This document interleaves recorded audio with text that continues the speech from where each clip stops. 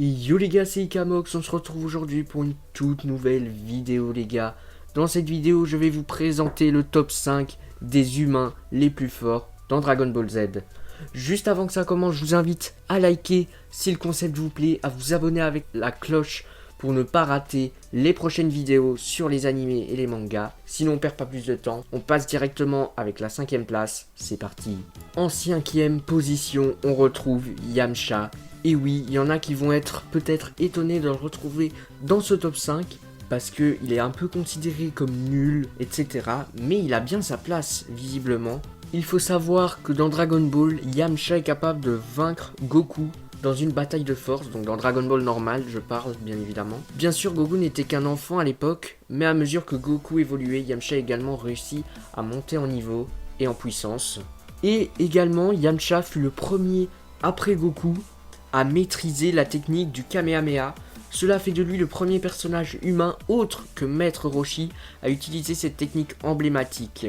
Yamcha a peut-être pris du retard sur les autres Fighter Z ces dernières années, mais lorsqu'on lui a donné la chance de s'entraîner aux côtés de ses pairs, Yamcha fit preuve d'une force et d'un cœur incroyables. Même si malheureusement dans Dragon Ball Z, il s'est fait ridiculiser par un Saibaman, dans Dragon Ball normal il était quand même assez puissant.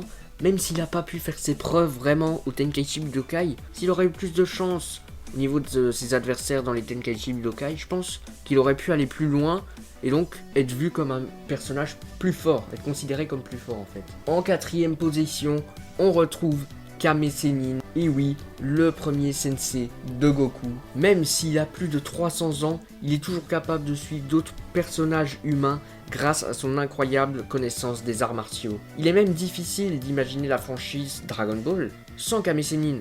Le vieil homme talentueux fera certainement grincer des dents les fans plus que tout autre personnage du monde de Dragon Ball, mais sa connaissance des arts martiaux et ses compétences solides en tant que professeur sont inégalées. Parce que oui les gars, avant qu'il y ait tout le beau monde avec Goku, Krillin, Yamcha, Tenshinhan, etc., Chaozu, c'était quand même un des humains, voire l'humain le plus fort du monde, je pense, hein, en vrai, à cette époque-là. Du coup, c'est pour ça qu'il mérite quand même cette place à la 4ème position, mais avec l'arrivée de Goku, il y a eu plus de gens qui l'ont dépassé, etc. C'est pour ça qu'il est devenu moins important et moins fort, moins vu à l'écran également, mais ça reste quand même un des humains les plus forts de tous les temps. En 3ème position, on retrouve Tenshinhan, les potes. Tenshinhan a réussi à devenir un des puissants alliés pour Goku depuis la série de Dragon Ball, après le 22e Tenkaichi Budokai jusque actuellement finalement. Bien que la majorité de son entraînement se déroule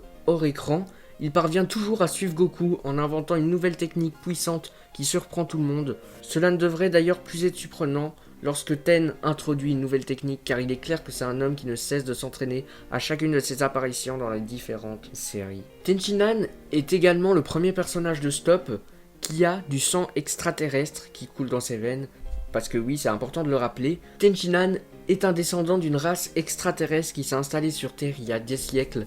Cela explique le 3e œil et sa capacité à faire pousser des membres supplémentaires à volonté, mais cela n'efface pas son humanité. En 2ème position, on retrouve Krillin. Krillin a fait mieux que tout autre humain de sang pur lorsqu'il s'entraînait pour suivre Goku et Vegeta. Krillin est aussi le meilleur ami de Goku depuis sa plus tendre enfance et également la preuve que l'humanité est justifiée pour se permettre d'évoluer grâce à l'utilisation de la cybernétique et du ki afin de faire face aux nombreuses menaces intergalactiques qui sont survenues sur Terre depuis ces dernières décennies. Et oui, entre Nappa, Freezer, Vegeta, Cell, la Terre n'a pas fini d'être menacée.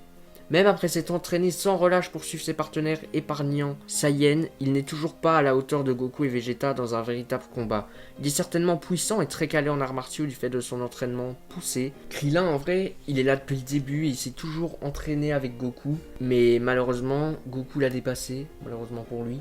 Mais sinon, il s'entraînait beaucoup, tout le temps, etc. C'est pas pour rien qu'il est à cette 2ème place. Il a même servi dans l'arc Namek et dans l'arc Saiyan en combattant vaillamment, même s'il se faisait parfois défoncer. En top 1 de ce top, on retrouve Oob. Et oui, c'est l'humain réincarné de Majin Buu, puisqu'il possède le pouvoir de Buu vivant en lui. En fait, Oob, c'est Buu, mais en version humain, voilà. Après avoir vaincu Boo dans Dragon Ball Z, Goku a souhaité avoir la chance de combattre une bonne version du méchant et son souhait a bel et bien été réalisé. Lorsque les fans voient pour la première fois Oob se battre à la fin de Dragon Ball Z, il surclasse tous les autres humains avant même de commencer sa formation sur les directives avisées de Goku, puisque oui, Goku a pris Oob sous son aile pour l'entraîner et faire de lui un des humains les plus puissants de Dragon Ball Z. Voilà les gars, en tout cas j'espère que ce top 5 vous aura plu. Si c'est le cas, n'hésitez pas à bombarder la barre de pouces bleus et d'abonnement, ça me ferait extrêmement plaisir. Un petit sur mes réseaux sociaux qui sont en description. Et moi je vous dis à très bientôt pour une prochaine vidéo. Ciao ciao les amis, à plus.